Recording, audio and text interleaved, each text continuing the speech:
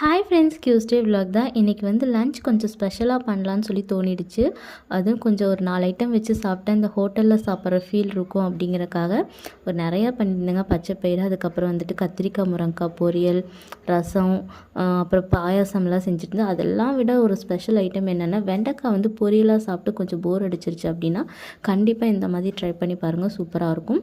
இதை வந்து குட்குரே பிந்தி அப்படின்னு சொல்லுவாங்க. வெண்டைக்காய் வந்து குட்குரே மாதிரி சாப்பிட்றது. இதுக்கு என்னென்ன மசாலா ஐட்டம் போட்டேன் அப்படிங்கிறத வந்துட்டு டிஸ்கிரிப்ஷன்லேயும் ஃபஸ்ட் கமெண்ட்லேயும் பின் பண்ணியிருக்கேன், செக் பண்ணி பாருங்கள்.